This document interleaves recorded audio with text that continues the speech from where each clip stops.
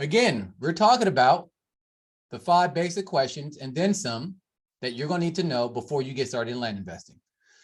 Often I get questions about, hey, this land investing thing seems pretty good, especially after some of the posts I talk about, some of the students or the group members in the group training I have. And you're like, how do I get started? How much do I need? How long does it take? Is it safe? And there's a lot of questions, but the questions I'm going to answer today, they're the ones that I get asked the most often. So I figured I should give you that information. Plus, I'll give you a shot at any questions you may have, whether it's something for a beginner, a more advanced investor, or maybe you just want to learn how to make love to a woman properly and you need my expertise. So with that said, let's jump into it. All right. So I assume you guys can hear me okay. So let's jump in. So here's the thing. I noticed that, well, a lot of people, they're looking to get that big payday right away. I get it. A lot of times we're looking to get into land investing or cryptocurrency or stock investing or, affiliate marketing or whatever it is, because we have some kind of financial issue that we want to solve. Sometimes the issue is dire. Sometimes it's more like, hey, it's a lifestyle I want to live and I'm just kind of tired of what I'm doing now. There's no judgment on my part, but usually that seeking a big payday kind of clouds our vision. And it kind of reminds me of a story I heard in the movie Colors. You guys seen the movie where Ice-T was in it, and actually he had the soundtrack, he wasn't in it. So there's 2 cows, right? Or 2 bulls, right? They're on the hill.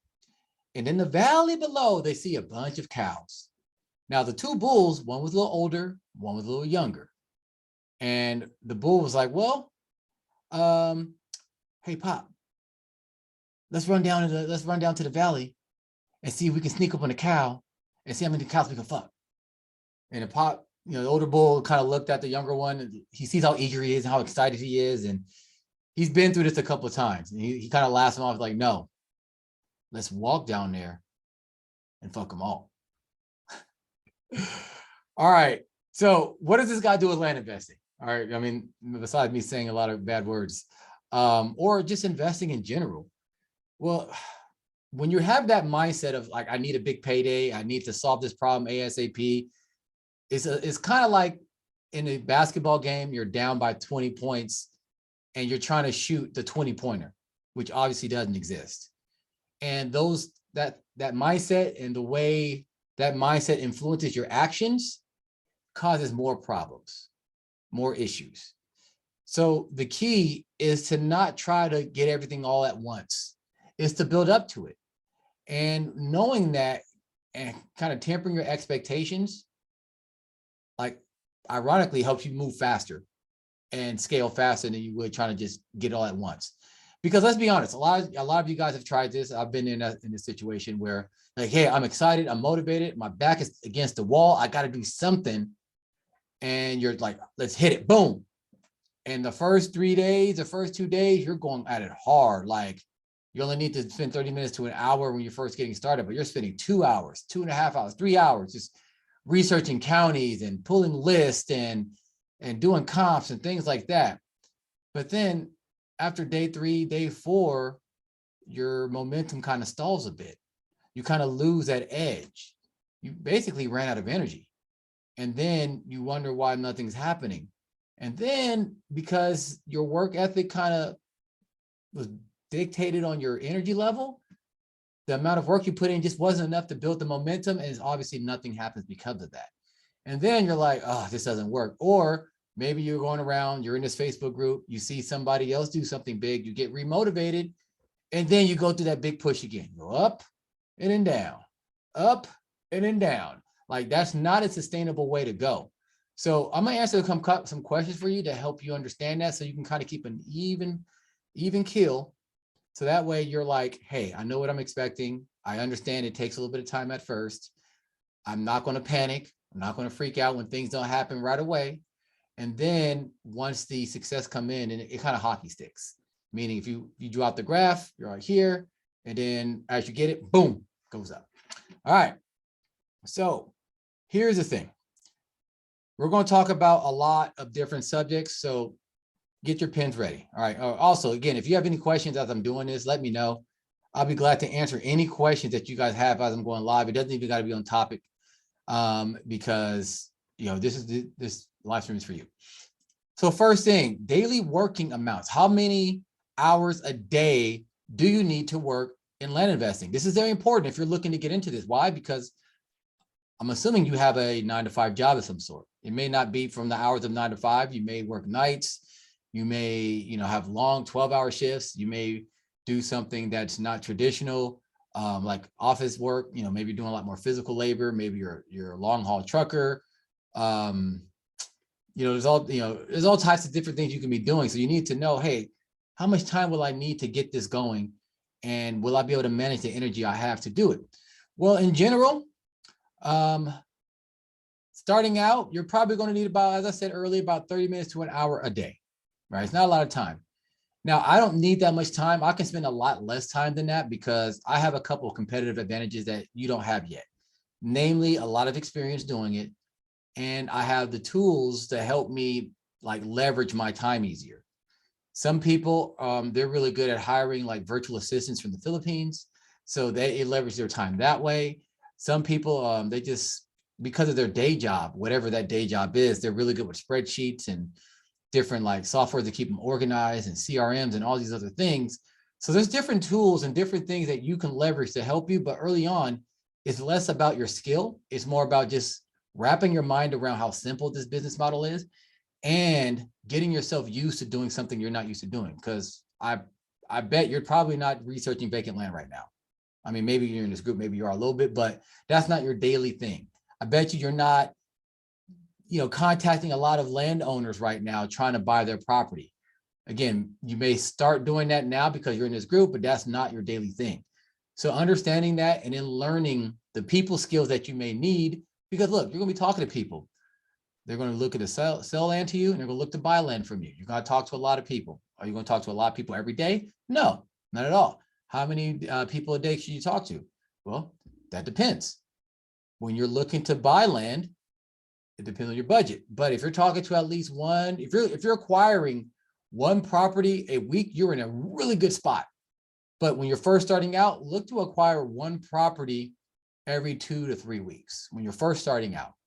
Now, what usually happens is your first week doing a mailer or a texting campaign, you're going to put it out there. And I mean, if you're following my methods, you're going to get some information, you're going to get some stuff back right away. I mean, it happens every time. But let's say you're using someone else's method, or you're trying to figure this out on your own like a weirdo. You're probably not going to get a lot. And even people using my methods, their research may not be what it could have been. So they're mailing an area that's not great. The point is, you're not going to necessarily get a great response, or potentially you won't get a great response on your first mailer. So that's why I said 2 to 3 weeks. And when I say mailer, it could also be a texting campaign, and you'll know that right away. So in 2 or 3 weeks, you're doing a thing, and the next thing you know, you got 2 people, 3 people saying, yeah, I want to sell, all for the price that you actually want.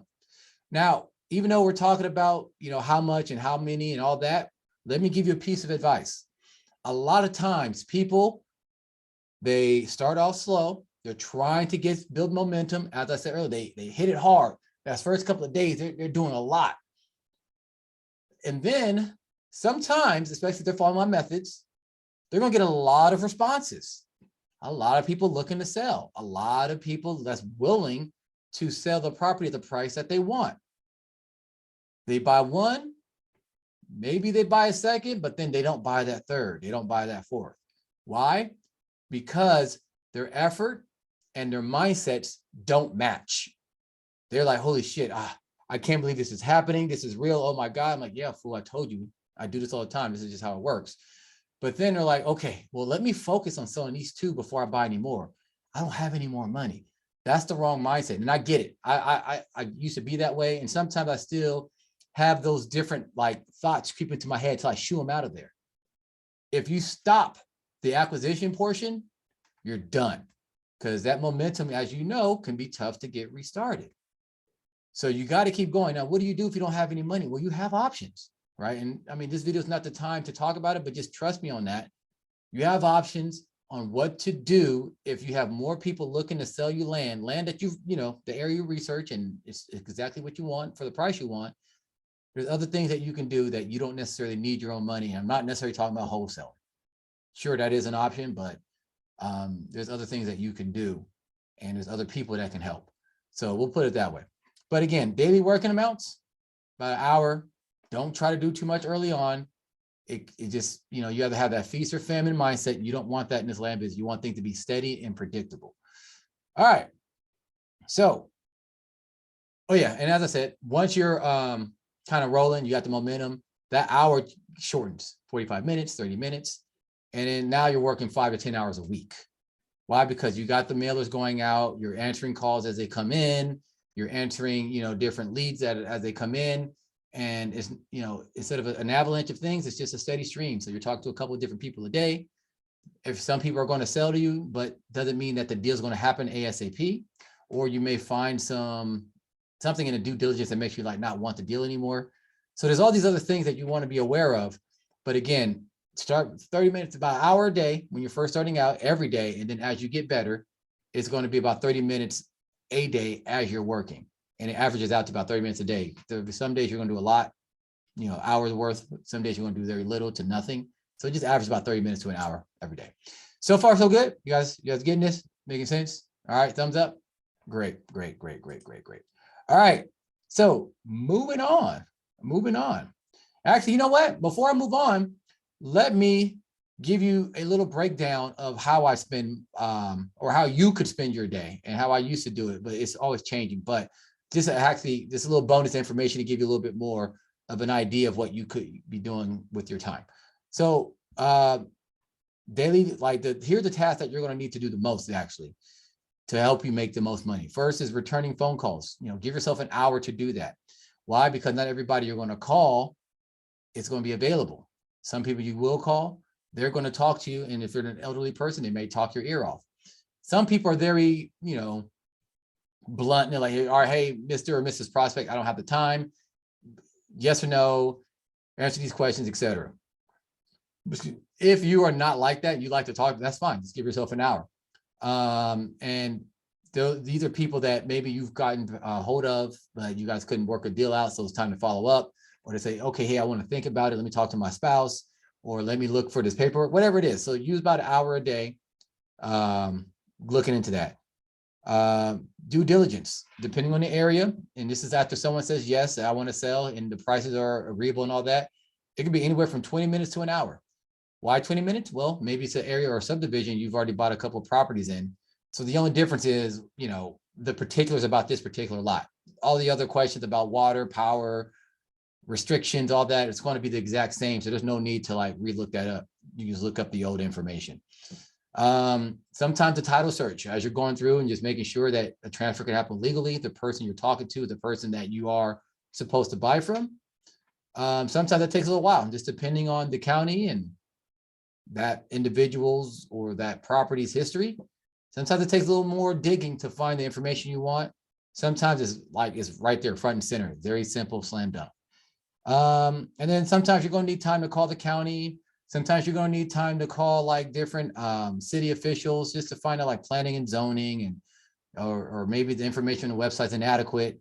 So you need some, all right, I can't look it up. Just tell me what it is. And again, can't find some paperwork online. Sometimes you got to call the county. That's why it takes between 20 minutes to an hour. Sales, same thing, 20 minutes to an hour, putting up an ad. For the most part, the ad copy is going to be the same in a lot of places because you don't have a lot of space to write a lot of stuff, but you just give it the basics. Some places like your website, you want to add a little bit more flowery language and make things nicer. And every time you get a property for sale, you got to have that ready. So depending on the property, the price, all that will dictate how long that takes, but it could be 20 minutes to an hour, just putting your property for sale to different platforms. And there's different errands. Like the way I teach it, go ahead and get a cashier's check. You can send it to a mobile notary or send it to the seller themselves. Or if you're actually selling the property and you need to get a deed notarized, that takes time. You got to leave your house to do that. I mean, you can pay a little bit more for a mobile notary to come to you, but they usually can't come right when you want them, as in that same day. You have to schedule a few days out. So you got to go to your bank or you got to go to UPS store or whatever to get that notarized, right? That takes time. So in the worst case, adding all those things up, about 5 hours. That's why I said 30 minutes to about 5 hours total for the week, because it's very rare you have to do all of these things in one day, buying and selling in one day and all these conversations. All right, so hopefully that gives you the information that you guys need. Let's move on to the next question. How long does it take for me to get a response? Well, it's a good question. Now, when you're contacting a new area, you're sending out mailers or text messages, it just kind of depends. What does it depend on? Number one, your offer. Is it competitive? Is it good? Is it enticing? If it's not, you're never going to get an offer, because people, whether they're right or wrong, they want a certain amount for their property, or they want something that looks right, even if they don't know what they want.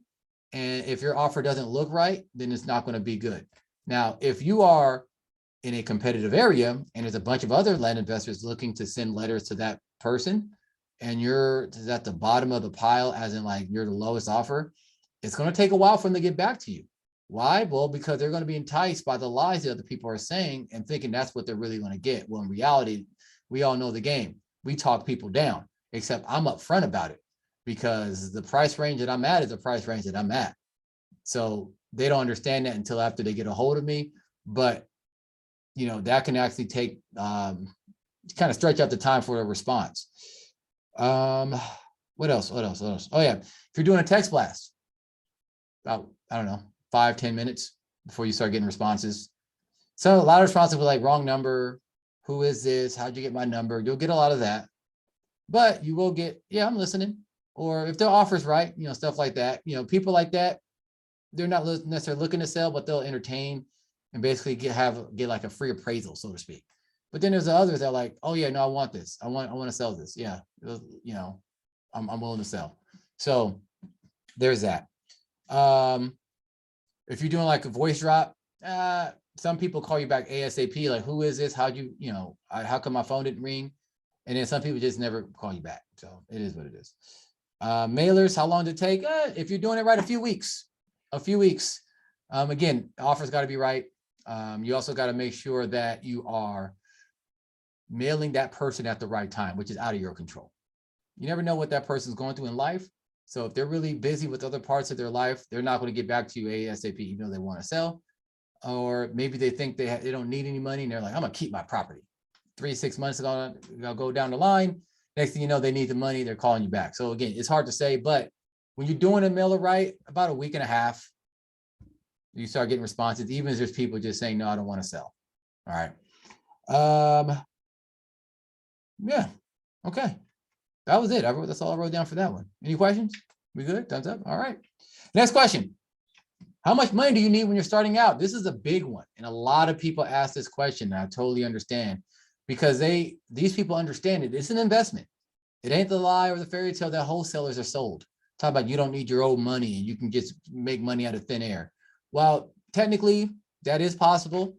The likelihood of that happening is a lot more difficult for newbies than otherwise. However, what I do with, you know, actually investing my money into a property, it happens much easier, much sooner, and the paydays are much bigger. When you're wholesaling a property, whether it be a house or whatever, you're hoping to be the middleman and collecting a little bit in between. Where I, the investor, I put in money and I get a lot more out. 300 ROI, 500% ROI, 1000% ROI. It just depends. So when you're starting out, how much do you need? Well, you don't need much. The more skill you have, the less money you need. So yeah, you can go out there and buy properties for 30 bucks, 50 bucks, 100 bucks, get them for free. And you got to work your magic to sell them. Or you can, you know, buy a property for, you know, 10,000 and sell for 30,000. What do you need? I like to recommend 2,500. Why? Because it gives you flexibility. You don't have to buy a property for 2,500. You can still buy something for 30, 50, 100 bucks, but that extra 2,500 can help you get the tools that you need to automate certain things. So you don't have to build a list by hand, even though I recommend building a list by hand first when you're first starting out to understand what you're doing and understand the county's website and all that. You don't have to do that when you have 2,500. You can easily buy a PropStream subscription for 97 bucks. You can buy mailers out, so you don't have to sit by the phone if you don't have the time to text message because of your day job. You can buy anything that basically comes across your desk in a certain price range because you're not hurting for money. You have that 2,500 to spend. But obviously, the more you have, the more flexibility you have, the more and the bigger payday. Because with $2,500 property, you're probably going to sell it for about $6,000 to $8,000. That's a really good, you know, it's a really good investment. But you don't probably have the skills yet to find something for that low of a price and sell for like 20,000. It does happen, and it's possible, but you know, as a newbie, you're probably not going to find those deals, or have the confidence to ask for those types of deals. But if you have like 10,000 to spend, yeah, $30,000 is not, that's pretty normal. If you have 20,000, you can go up to $50,000 on the back end. So it just depends. I just say 2,500 is a good amount. If you don't have 2,500, yes, you can make less work, but you will have to work more. All right, so far so good, right? We're good. We're liking this. Cool. Next one. How long does it take to get a sale when you're first starting? That's a good question. Now, when you're first starting, you're like a new person in the area. You don't have any testimonials. You don't have anything like that. And you're probably not marketing as hard as you should. With that said, it normally takes about 60 to 90 days, roughly. Obviously, the better that you market your property, the faster or the more potential it has to sell faster. Also, when you are first getting started, if your property is competitively priced, that will help a lot more. I often find people get too greedy on the back end and try to charge too much. And then the market says, well, we may like the property, but we don't like it for that price. So they don't buy it until they start to lower the price a bit. Now people are starting to come in and like, okay, I kind of like this price. Let's see what we can do. But in general, between 30 to 60 days for a sale. Now, during that time, you're going to be fielding a lot of calls, and a lot of people are like, hey, tell me about the property, this and that. And the beautiful thing is, as the different questions come in, you're going to get more and more familiar with the area, with the property, with the like the procedures to build on it or whatever it is, because that's, the same kind of questions every time, and you're kind of prepared. Now, the weird far out questions, I don't answer those. I leave that as an exercise for the person asking them, because you're not going to know everything about the property. But as you're going through this process, you're going to know about the area. And then guess what? So when you do your next mailer or your next text campaign, you have a lot more confidence about what you're buying and what things to say no to, unless you get it for the right price. So yeah, about 30 to 60 days, or excuse me, 60 to 90 days, pretty normal for their first sale. But obviously you can make it happen much faster. I mean, a lot of it depends on a lot of stuff. And then at that point, kind of go to the next question. How long does it take to build momentum? I say 2 to 3 months as well, because that first sale is going to fund a lot more of the future sales that you have, especially if you get a nice ROI on it. That means you're paying for mailers, you're paying for tools if you didn't pay for it the first time, or the people who say, yeah, I want to sell, and you just didn't have the cash. Well, guess what? Now you have the cash, and you can really just quickly reinvest it, make it happen, and then keep going. And then because of that, it's just the momentum builds. It's kind of addicting. So 3 to 3 months, basically after you get your first sale, it goes. Now, if you have certain mindset issues, that may change. Why? Because your inner self, your bench warmer that's inside of you is slowing down your progress, because they don't like change. And you may not see it as that. It's not going to be as clear as that. It's just going to be like, all right, yeah, I see that this worked. Let me try this other thing first. Let me play with the process. Let me experiment. Let me do things that I wasn't taught, yet I'm doing anyways, because I heard it on some random podcast with somebody who doesn't really have my best interest at heart, doesn't know me from Adam. But that's not necessarily because you got lured by a shiny object. I mean, sure, that's the end result, but the beginning was a thought that, holy shit, this changes everything, and I'm not ready for it. So you sabotage yourself. But if you don't do that, 2 to 3 months. All right. So with that said, is there any questions that I didn't answer that you want me to answer? If you're watching this live, you're watching this replay, put it in the comments, or, if I'm watching it later, you're watching it later at the replay, I'll answer it in the comments. But hopefully those 5 questions, I think it might have been 6, that helps you understand what you're getting into land investing, with the times, the amount of money you're going to need, what to expect, things like that. I find a lot of people get excited about the money, but they don't actually think about the work that they have to do. The work isn't hard, it isn't complicated, but it's still work. So you got to be ready. So just take the rule of thumb that I have, that I gave from my experience and from coaching other people, just to see if this is right for you. So if you think something like that is working for you, you want to learn more, go ahead, hit me up, DM me, whatever it is. I can give you more detail. And again, if you have any other questions, I love to do the Q&A stuff. I love to actually help people in this area. So let me know. Other than that, it's a good live stream. I appreciate you guys for listening. Oh, got some questions. Looking to start small. Are there a lot of lots that allow mobile homes or like RVs? Good question. When you're starting small, I highly recommend the lots that allow mobile homes or RVs because those are the ones that are usually cheaper. However, just because a lot is cheap doesn't mean they allow it. So you're going to have to do some research on the front end to actually find those areas. Now, how can you do that? Well, I mean, don't just look at mobile home parks. Those are zone special. Usually the places that are not necessarily just a mobile home park that is zoned for that or where you can put your RV is more rural, more out there, usually in the unincorporated parts of town. Basically, you're behind city limits. You're still kind of within the jurisdiction of the town, but it's kind of like, the forest, it's wilderness, it's out there. And there's no one that's going to go out there and do building inspections or anything like that. Hell, the roads may not be like truly exist anymore. They may have grown over. So you just got to find them. Those are good places to invest when you're first starting out, because again, those sell like that. They just, because people want, especially in the lower dollar range, they want a place to put the RV and mobile home. They don't want to be bothered. They want to make their meth and all that. So yeah, that's what you want. Yeah, out in the country. Exactly. Jason asks, what percentage under market value do you typically try to sell at? It depends.